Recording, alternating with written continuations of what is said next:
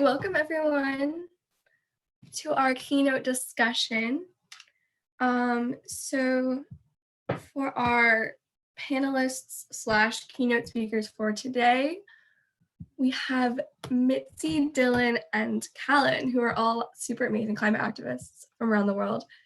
And I'm gonna let them introduce themselves in just 1 minute.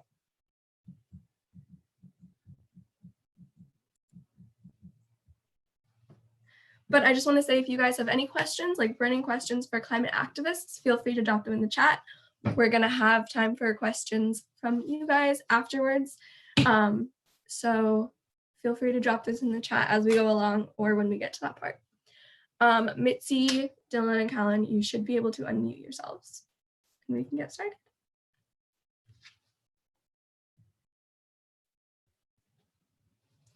Let's see.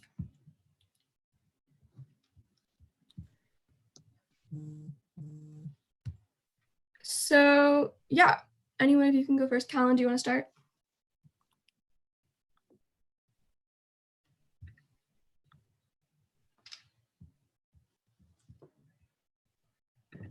Thank you. It would not unmute. It would not let me unmute myself. So, oh well, we love technology. My name is Kallan Benson. I am a striker and climate activist with Fridays for Future, and I live in Annapolis, Maryland. I've been a climate activist for 6-7 years now, and I'm so happy to be here with you and talk about climate activism. And Kallan, how old are you? Oh, thing I constantly forget, which is why I have Sophia around to help me. I'm 16. Dylan, do you want to go? Yeah, I'm Dylan. I am 15 years old and I am a striker from Scotland. So yeah, I strike with Fridays for Future, and I kind of started doing that specifically about a year and a bit ago. So it's kind of been my entire life since then. But yeah, I kind of mostly focus on work towards the COP26 summit that will be in Glasgow next year. So yeah. And Mitzi, do you want to go ahead and introduce yourself? Hi everyone, so I'm Mitzi from the Philippines. I am the convener of Youth Advocates for Climate Action Philippines, or YACAP, it's a long name, I know. We're basically the ones that are coordinating with Fridays for Future International, and I've been an activist since 2017, yeah. Thank you so much for being here. Thank you so much for letting us learn from your experiences in this space together. So I think the first question is just, how did you guys get started? How did you guys find a way into activism, and what, sparked your interest in activism? Any one of you can jump in. Who wants to go first? Why don't you go, Kallan? All right. Well, I started fairly young, and that was from a mixture of things. One of which, my mother is a marine scientist. So I grew up with a knowledge of climate change. I knew it was human caused. I knew it was here. I knew it was happening. But being a young kid, it didn't really feel like something I needed to care about. And that's when my faith kind of came into things. So I'm a Quaker. My meeting is very involved in climate activism and just activism in general. So activism was something that was normal for me, something that, you just kind of went out to a protest on a Saturday. That was just something that people did, right? And when I was about 9 or 10, my family really started getting involved in our local community climate activism groups. So we were working on Climate Stewards of Greater Annapolis, and my meeting Annapolis friends took a group of Quakers to New York City for the People's Climate March. And that was a big turning point for me. That's when I think I really started being a activist and working really heavily in the climate sphere. And I've just been doing that ever since. I can go next, I guess. Yeah, so I didn't really get involved specifically in protests until a couple years ago, because I don't live in a city, so it's kind of a bigger deal to go into a city to protest. But I was like raised with a fight for kind of what's right mindset, and my parents protested against war and stuff before I was born.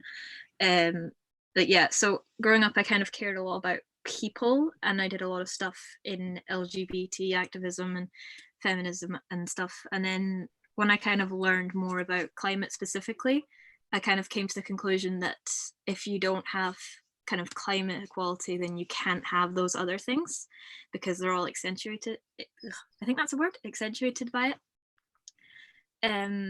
So yeah, that kind of got me more involved with that, and I joined my eco group at school, which was mostly just litter picking, and I didn't really feel like it was enough, but I didn't know how to do anything else because there weren't like any climate groups in my area. That I didn't know what Quakers were until quite recently, actually. So there wasn't really anything I could join. So I kind of struggled mentally a lot, not being able to do anything for a few years. But then when I watched some of Greta's speeches quite early on in 2018, I was like, I should do that. That's like the perfect thing to do. So in February last year, I just got the train into Glasgow, and I just made a sign and went. So it wasn't really planned or anything. It was quite impulsive, but since then I haven't been able to leave. So quite a good decision, I think. Yeah.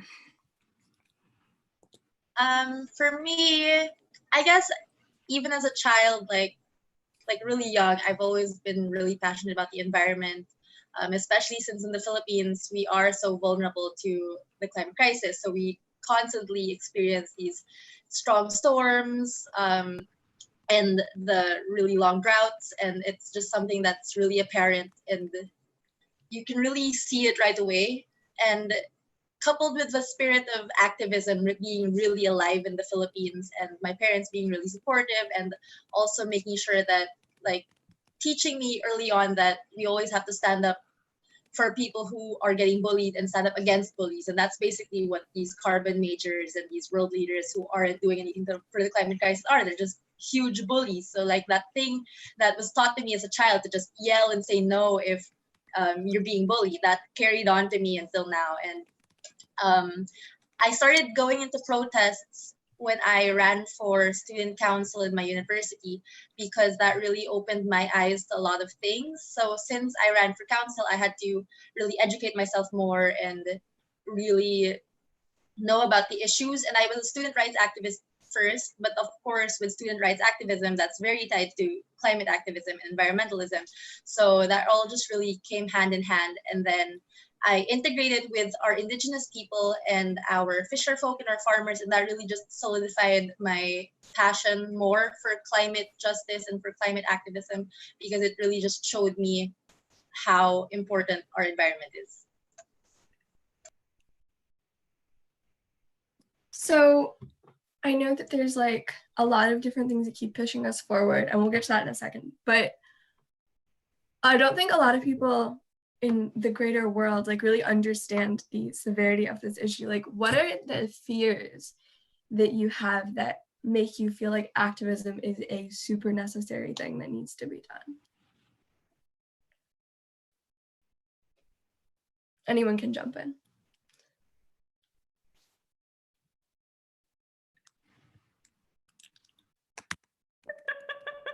Okay, well, you two are making it so easy for me. Well, I mean, again, we being all parts of Fridays for Future around the world, the listening to the science and watching the projections come out and watch and say, look, we're going to hit the 1.5 mark, and then we're going to hit 2 degrees. Those are obviously very scary things, and they come up in the news, and they're depressing, and you're constantly reading about them. You kind of get into this bubble. But for me, I think what touches me even more is then seeing them happen in our local communities.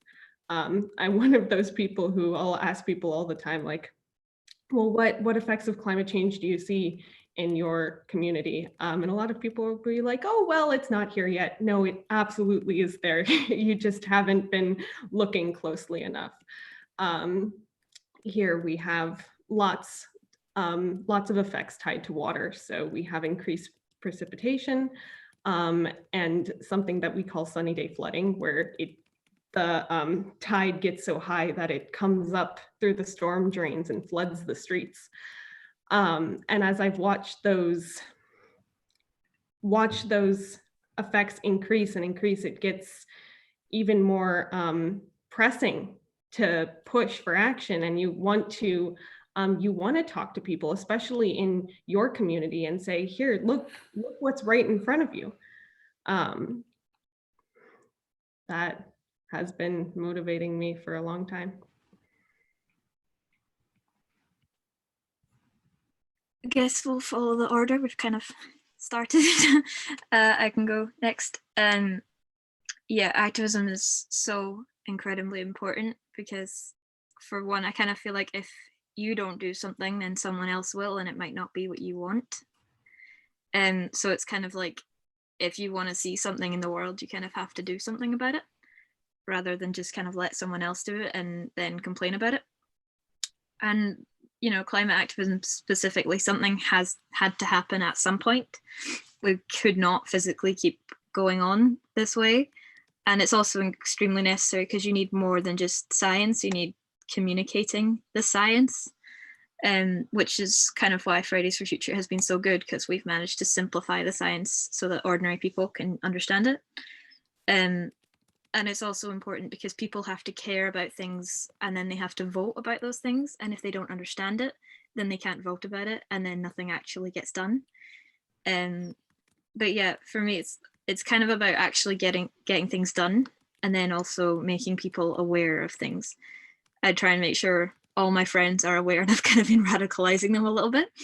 But it's one of those things where if you know about it, it's kind of impossible to just ignore it. So I kind of like to make sure as many people as possible know about it, really, because the worst situations are very bad.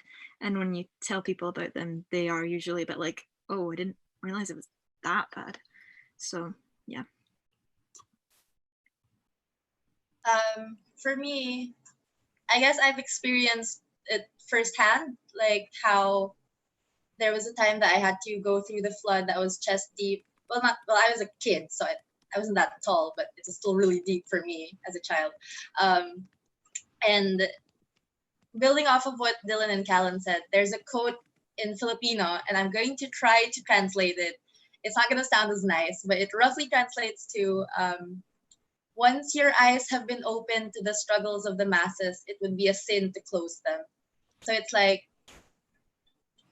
you already know what's happening. You're already aware of what's happening to these people who are suffering, and you cannot turn your back on them because you need to amplify their voices because they need all the help that they can get. And we can't, it's not in a way that we're giving them help, like we're the ones with the upper hand, but more of we have to stand united with them and support them and make sure that they're the ones that are in the front line, because they're the ones that are the most affected.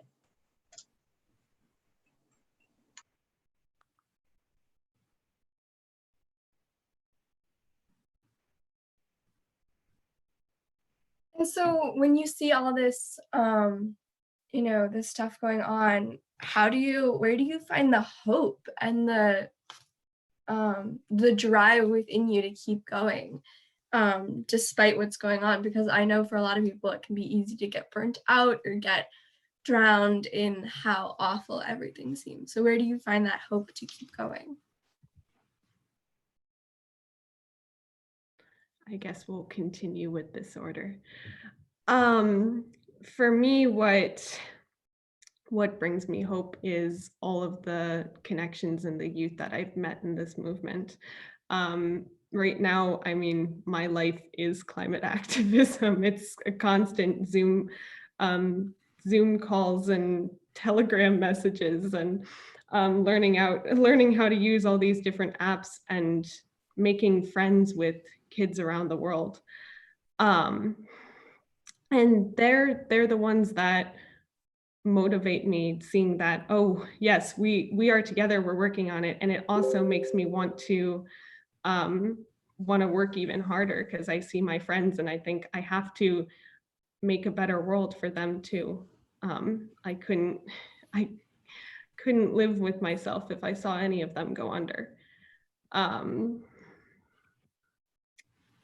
And just, I mean, I remember being at the Maryland State House and having Sophia and all of the Blair kids show up, and we went and lobbied together. That it's just those special moments. That's what keeps me going.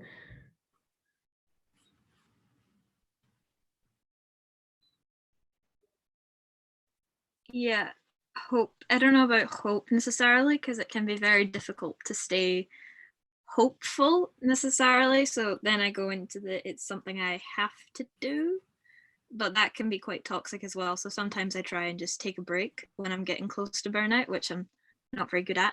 But it's also the friends I've made through it. It feels like a whole other kind of family, really, because, you know, if you're texting 24/7, you're on hours of Zoom calls every day, you know, you become really close friends. So, and then when you get to see them in person, it's just a really good feeling.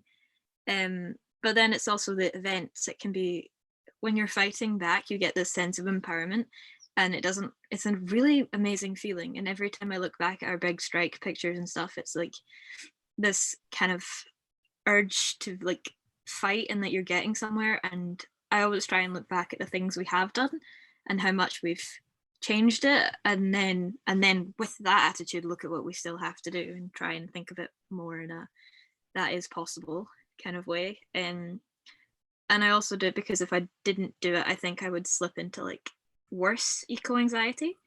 So like learning about it can cause eco-anxiety, but the best cure for that is doing stuff. So it's quite confusing because it can get bad for your mental health, but it's also the best thing for your mental health. But yeah, there's a lot of different aspects that come into it depending on my mood, really.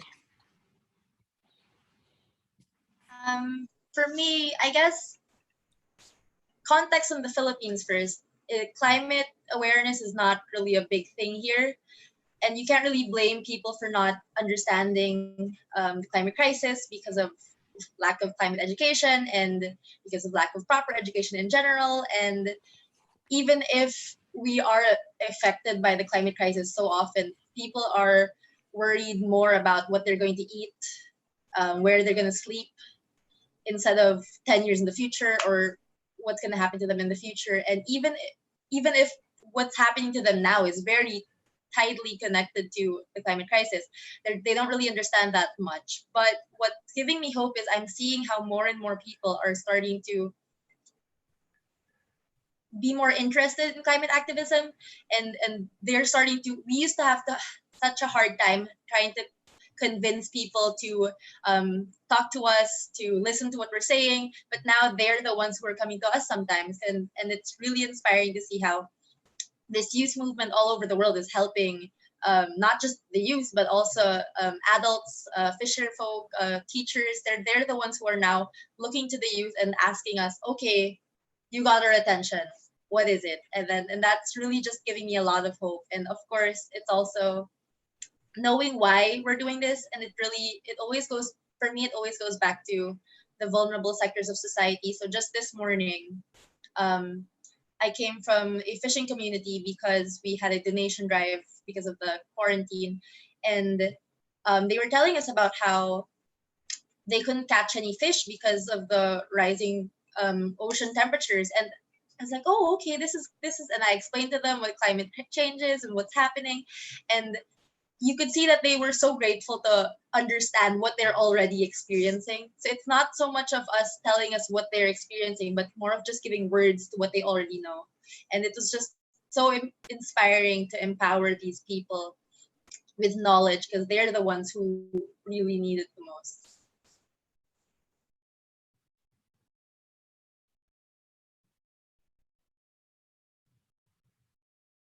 So I guess next we're going to talk about what advice would you give to someone who's either looking to be involved in activism or is just getting started in activism? How can they get started, and like what advice would you give them?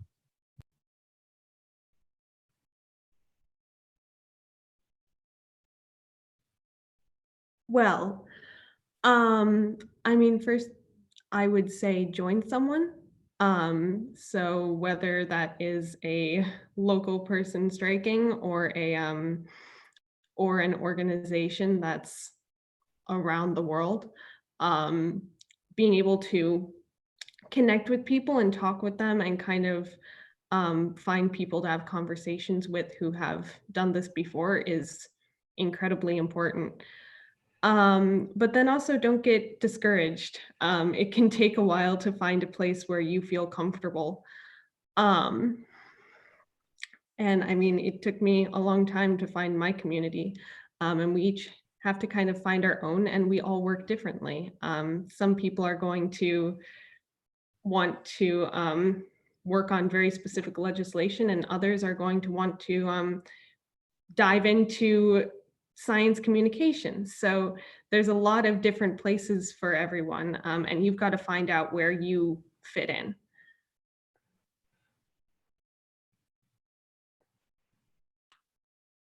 Yeah, I would say the first kind of thing is learn about it. So make sure you've learned about what there is in your area, you know about the issue, because I'm assuming people here know about the issue.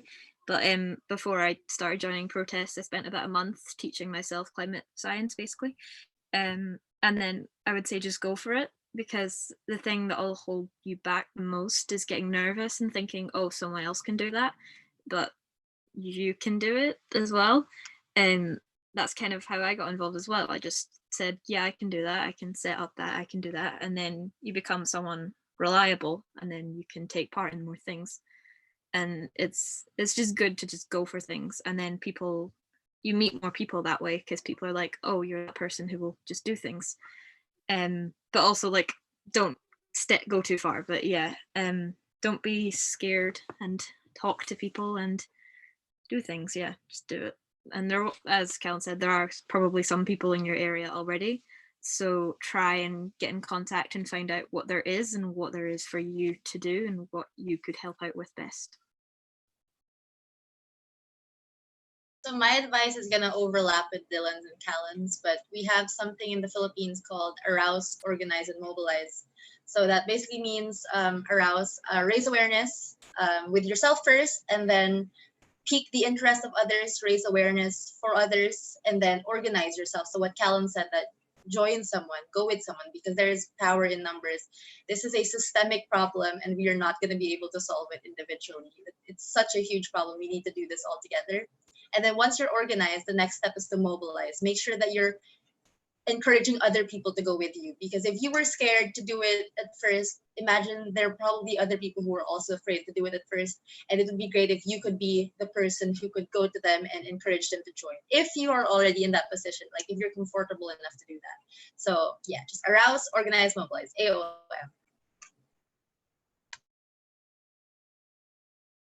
All right, so we are going to jump into some questions from the audience. And you can also, if you're watching on YouTube, you can also drop them in the YouTube comments. And let's mix it up, since you guys don't want to mix it up yourselves. Let's go backwards. So Mitzi, you can start answering this question. So I think one of the questions that we got is, how can we help activists? What would you say to that? I guess it depends on what kind of activist, but I'm gonna assume you mean youth climate activists. Listen to them, definitely, and be aware of the power dynamics in play when they're adults and youth, because it's really something that's there, and ignoring it would just make things worse. Like, acknowledge that it's there and then work towards a goal that fixes it, I guess, because we work with adults for some of our climate strikes, and they are very aware of that, and they make sure that the youth has their voice and that the youth is leading the movement. Yeah, just make sure to listen to them, and don't be like if they don't know anything, if they don't know something, or if there's something that they got wrong, don't get mad at them. Just explain it to them, because everyone started with knowing nothing, and if you just get mad at them, or if you isolate people who don't see who don't see things the same way as you do, you're not going to help the movement. It's just going to divide people instead of unite people. Yeah, I agree with the listen part. Quite often we get adults who are trying to help. Their aim is to help, but they're actually being patronizing, and they don't really realize it. And you can join the movement in your own way, really. So one of the organizations that helped us the most is Friends of the Earth Scotland. So they'll give us like support, they'll give us meeting spaces. It's the things like that that help us function better. And then also the being able to ask about things, because obviously we're not going to know everything, we're kids. So it's kind of being there but not overstepping to help youth specifically if you're older. But obviously if you're younger, you can get involved in Fridays for Future. But yeah, I would say just remember we're kids as well. That's kind of the main one. Like, yes, I'm probably biased, but I think we are, like, we're smart and stuff. We're aware, but we're still kids. We're still thinking differently. So just kind of be aware of that in the way you talk. Like, for example, when we get phone calls in the middle of school, we can't really answer them. So it's just remembering that it's different for us than it is for an older adult. Yeah, and I would say whether you're a youth or an adult or whatever you identify as, it's kind of a balance of knowing your skills and knowing what you can do, and then asking and seeing what is needed. So obviously always talk to people and see what's happening, and don't come in with, oh, well, I've got this brilliant idea, let's do this, and I've got the skills to do this. But while you're talking with them, it might come up that, oh, we really need this, and oh, well, I can do that. I know how to do that. I have experience with that. So it's because if you come in and you just completely wait for directions, especially in a grassroots movement, that's going to be a little bit difficult for people. And you're probably going to end up doing something that you don't like or that you're not very good at. We have a lot of that where it's just like, okay, well, we really need someone to do the email. And turns out you have someone who just like doesn't really understand technology doing it or something like that. So you have to, but then you can have the opposite problem where you come in and are like, I can do this. And then that doesn't work very well either. So you kind of need a careful balance of knowing what you can do and seeing what has to be done and putting that together.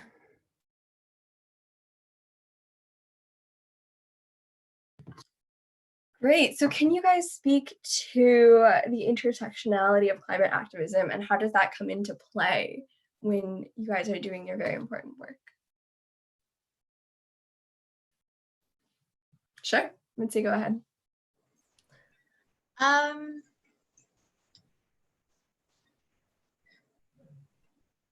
It's hard for me to answer this question just because sometimes I have to wonder why people don't see the intersectionality. Like, it's literally the Earth. Everyone literally lives here. But it's also important to remember that we have to be aware of it. It's not something that's just like, okay, it's intersectional and then just move on from it.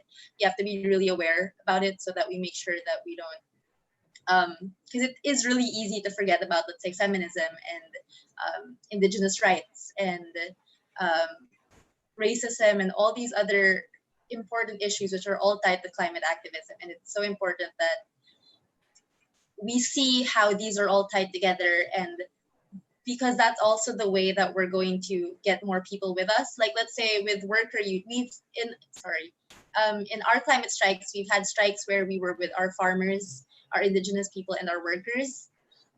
And that was such a powerful strike because you could really see how everyone was working together for a single goal. And that's really how we're going to solve this climate crisis with everyone here. It's not just the youth. It can't be just the youth, because we cannot do this alone. We need you with us, and we need you to be with us. We need you to be with the people who are marginalized and who are vulnerable. And we cannot do this alone. So yeah, it's so important. Yeah, it's quite a difficult question to answer, especially since I'm coming from quite a big place of privilege. You know, I'm a white Western European, and I don't struggle for money. I'm not really oppressed in any way. And it's kind of also that we have historically been responsible for climate change. Glasgow was one of the hubs for like factories and ships and stuff, the ships that were taking part in the slave trade. So it's kind of, we have to make sure we're aware of those things and our role in it and our moral responsibility to do better. And then intersectionality, it's these groups that have been affected, so they're going to know much better than I am what needs done necessarily, because we haven't really seen the impact yet because we're a first world country. Whereas someone who might be part of the floods in Africa and stuff, they're going to have their lives destroyed by this. And it's really, really important to listen to them. And then also intersectionality, it's just, you can't really have equal people if your planet is dead, because climate change doesn't exactly discriminate, but we do. So we're going to discriminate against the bottom groups, and we're going to make sure they suffer more so that the top people can survive better. And it's about fighting the system as well and making sure that those at the bottom are included as well, like the workers and the farmers and stuff, and making sure they still have jobs. It's about including everyone, which is a lot easier said than done, but yeah.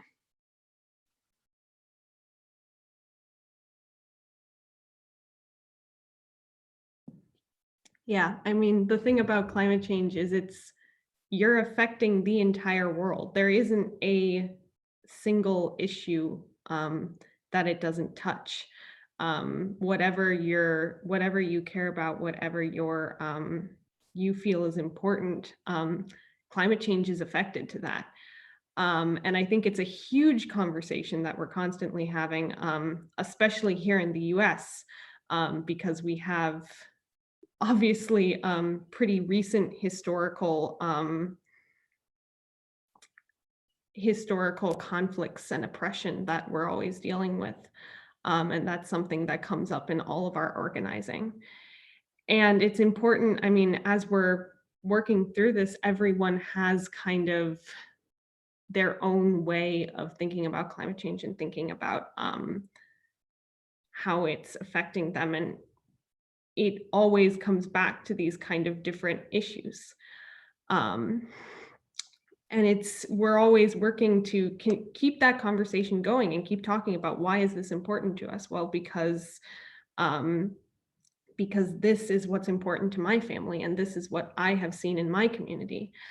And that just kind of makes up the fabric of our activism. And it makes us stronger. And it also makes us this kind of like teetering pile of issues that you have to sort out and make into a cohesive movement. So it's kind of a never-ending balance and push and pull, and kind of sometimes we crash down in a complete mess, but we're always going to keep going. And what do you think the youth perspective is, or like what's the importance of the youth perspective and the youth voice in this fight for climate action?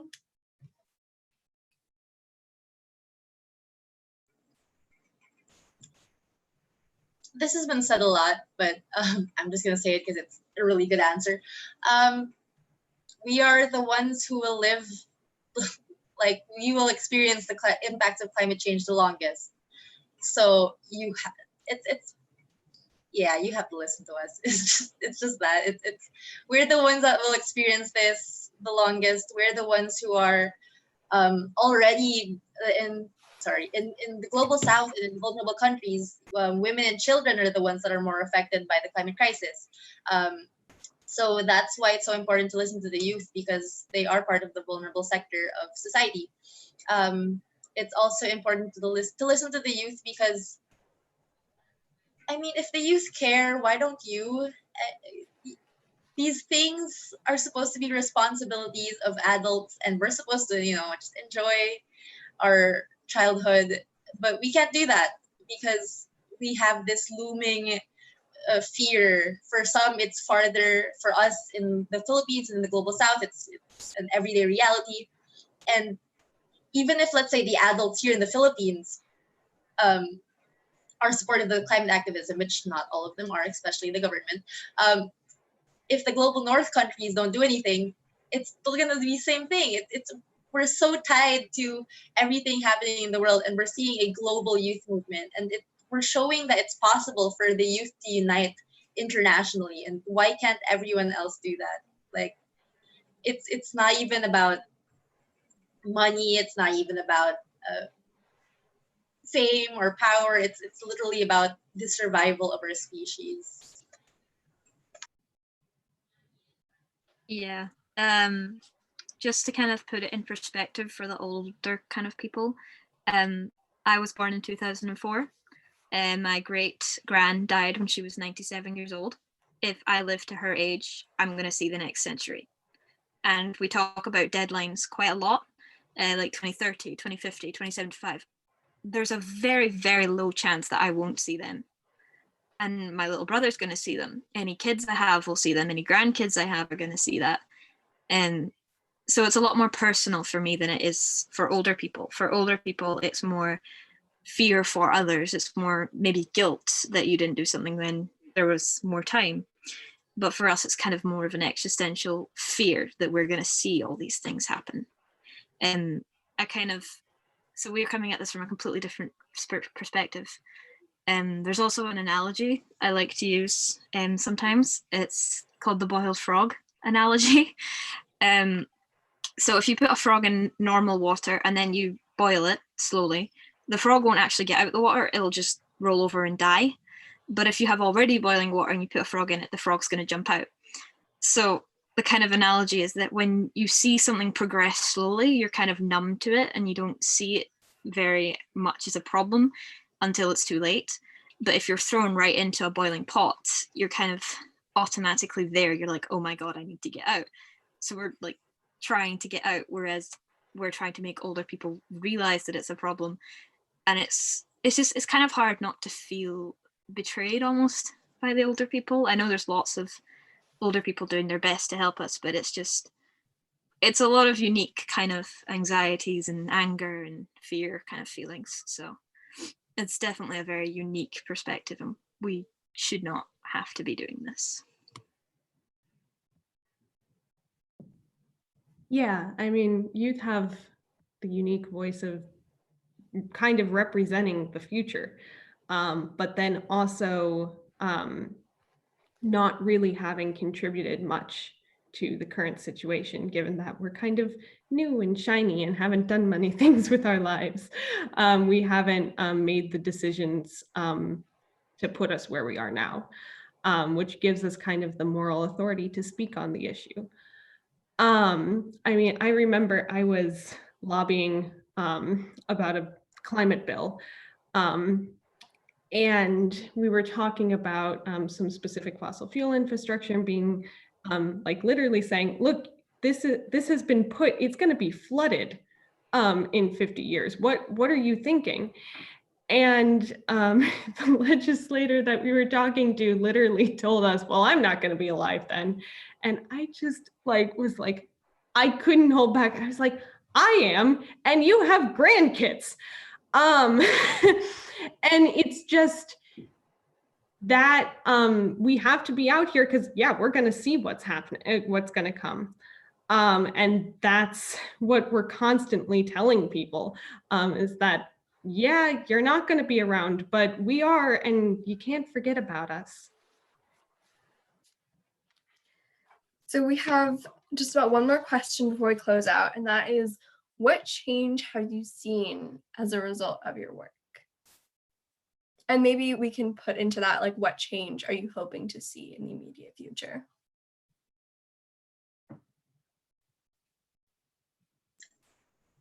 In terms of climate activism and like specifically our organization's work, you could really see how more of the youth are getting involved with the climate crisis, and even and not just the youth, but also, again, we had worker unions with us, we had indigenous people with us, we had farmers with us in our last climate strike in November, and it's really inspiring. It's so touching to see how more and more people are starting to care and starting to mobilize other people as well. And that's the biggest part. The people that you mobilize, the organizations that you mobilize, they start mobilizing other people, and it just follows from there.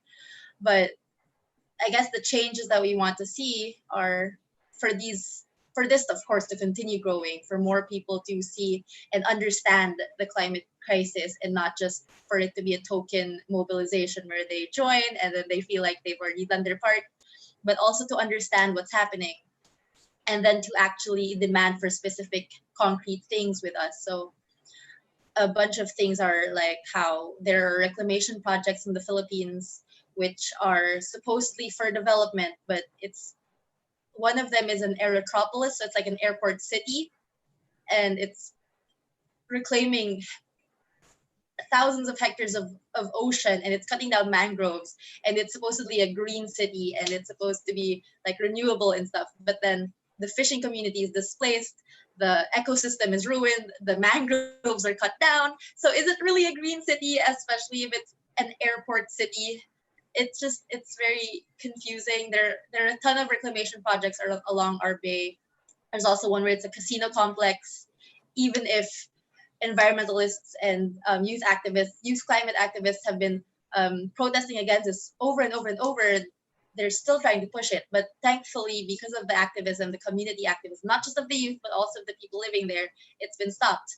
And there's also a mining company that's been trying to continue their operations even during the COVID-19 crisis, because they're taking advantage of how people can't really continue with their community blockades. So we're seeing that these things are still happening, and we still need our government to actually listen and pay attention and to serve the people and the environment and protect the environment, instead of just prioritizing people who have money, prioritizing people who have privilege, prioritizing people who have power.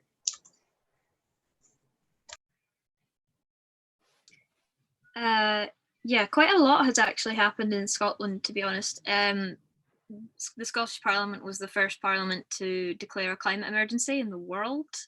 It's not talked about as much because officially we're not a country, but we were the first, and that was in April last year. And there's been kind of quite a lot of improvements, such as the EU climate bill. It was quite bad, but it was still an improvement. They were still working to improve it.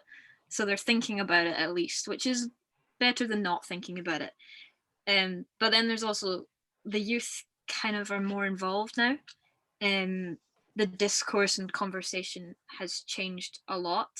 In a few surveys last year, I think it was like 50-something% said they would vote about the climate in any election, which is a lot of people. I think it went up by like 3 times, which is amazing in less than a year. And then in September last year, we got 40,000 people in Scotland on the streets, and we have a population of 5 million. So that's actually quite a lot. And then one of the biggest campaigns in Scotland is the Campaign for Independence, and their marches usually get around 80,000 people. So for climate to get half of that is actually a really big deal, because we had a referendum a few years ago where 49% of the population voted, or something like that, I was 10, voted for independence. So when you're on that kind of level, the conversation shifted basically. And then a few other things happened. So we had a climate bill go through Parliament just at the end of the year. And they increased their target from 70% down in emissions to 75%, which isn't much, but it gives space to push for more. And then they also have given free bus transport for young people and just generally, they're thinking about it at least. There is a mandate to actually have to do it because voters care about it now. So yeah.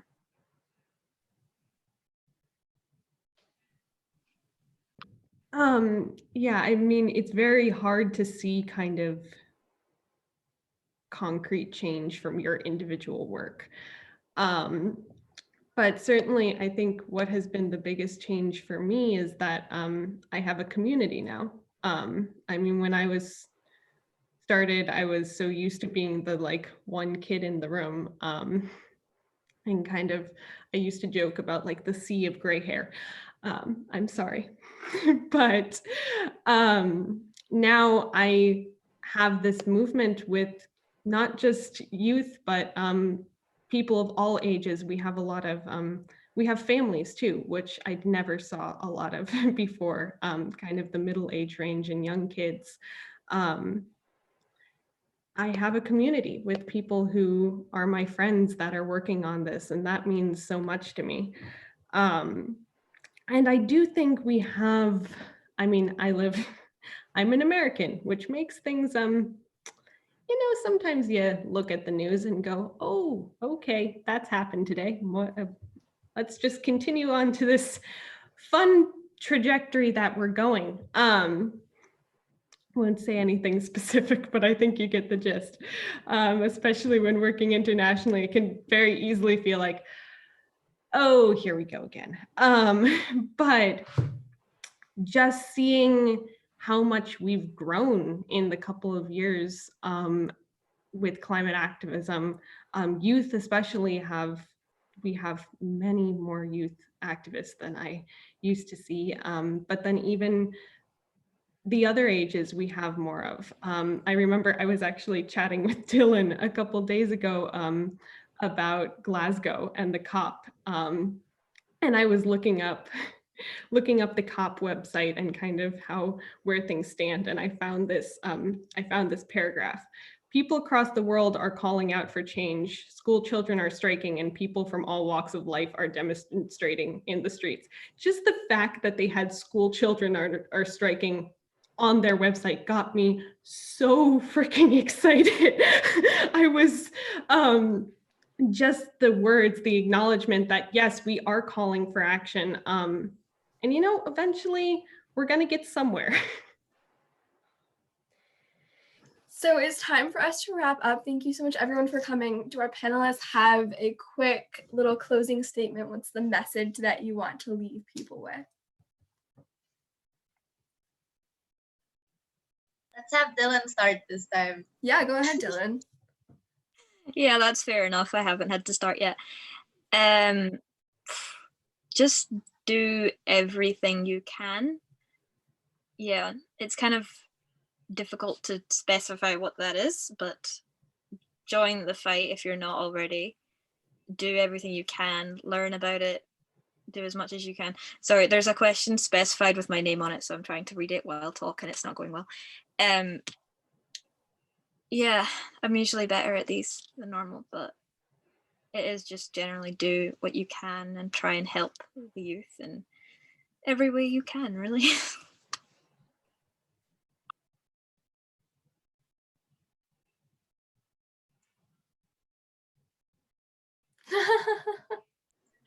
Okay, I'll go ahead. I guess for me, it would just be to make sure you listen to and amplify the voices of the marginalized sectors. So that includes the youth, that includes women, that includes Indigenous people, that includes a lot of people, especially the people in the underdeveloped countries like the Philippines and the Global South and Africa and a lot of countries in Southeast Asia.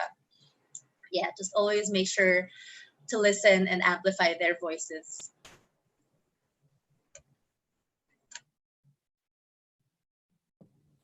Yeah, I guess what I really hope people are taking away from today is do something, whatever you can do is good.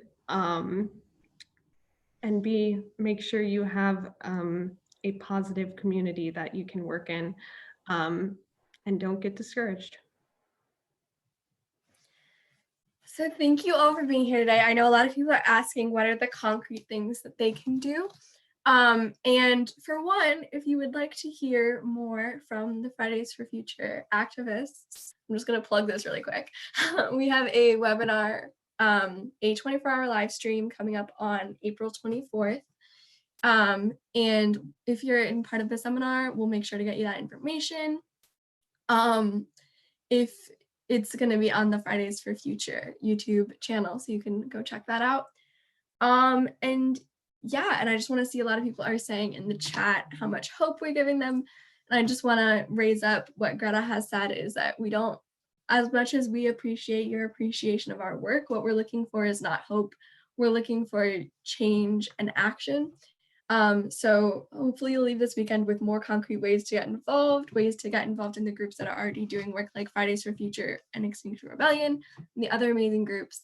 And we're really looking forward to having all of you in this fight with us and in the streets with us once the pandemic is over and we are able to get back to that work.